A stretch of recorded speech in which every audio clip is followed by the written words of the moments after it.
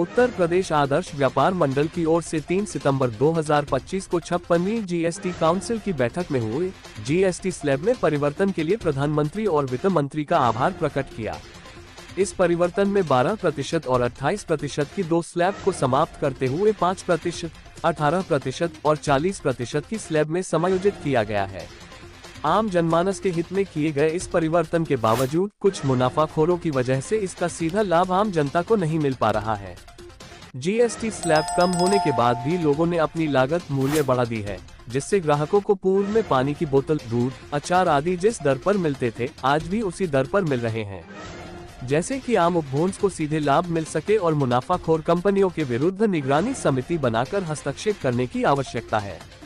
सरकार को GST review करने और आवश्यक कदम उठाने चाहिए। उत्तर प्रदेश आदर्श व्यापार मंडल की ओर से 3 सितंबर 2025 को 56वीं जीएसटी काउंसिल की बैठक में लिए गए निर्णयों का हम व्यापारी वर्ग स्वागत करते हैं और माननीय देश के प्रधानमंत्री श्री नरेंद्र दामोदर दास मोदी जी और वित्त मंत्री श्रीमती निर्मला सीतारमण जी का हार्दिक आभार व्यक्त करते हैं। उन्होंने जीएसटी दरों में बेहद कमी करते हुए आम उपभोक्ताओं के विषय में इतनी गहरी चिंता की, इसके लिए पूरा देश आभारी है। लेकिन इसमें कुछ अभी विसंगतियां हैं और कुछ संशोधन की आवश्यकता है। जैसा कि सरकार की मंशा है कि इसका लाभ हर एक गरीब तबके के आदमी को पहुंचे, लेकिन इसमें कुछ मुनाफाखोर लोग सरकार की मंशा पर चूना लगाने का काम कर रहे हैं। जैसे कि बॉक्स इंडस्ट्रीज़ में डैमेज पेपर बोर्ड पर अब 5% जीएसटी लगेगी, जबकि कच्चे माल पर 18% जीएसटी लगती है, जिससे 13% का नुकसान हो रहा है। वहीं स्टेशनरी शॉप पर बिकने वाले रजिस्टर पर जीएसटी नील कर दी गई है, लेकिन पेपर पर 18% जीएसटी लग रही है, जिससे रजिस्टर का मूल्य बढ़ गया है। इंडियन कत्था में जीएसटी स्लैब पहले 18% था, जो कि अब 5% हो गया है, जिससे सीधे पान मसाला फैक्ट्रियों के 10% स्लैब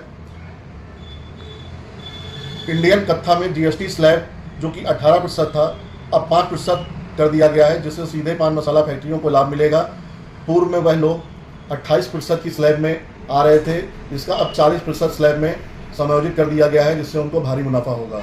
इसी प्रकार अचार पर जीएसटी पहले 12% थी, घटाकर 5% कर दी गई है, लेकिन कंपनी वालों ने क्या किया, अपना मूल्य बढ़ा दिया, जिसकी वजह से आम उपभोक्ता को जो रेट पहले मिल रहे थे वही रेट आज भी मिल रहे हैं। इसी प्रकार फ्रूट जूस, फ्रूट मिल्क जो पहले 28% जीएसटी स्लैब में आते थे, उसमें जीएसटी दर 40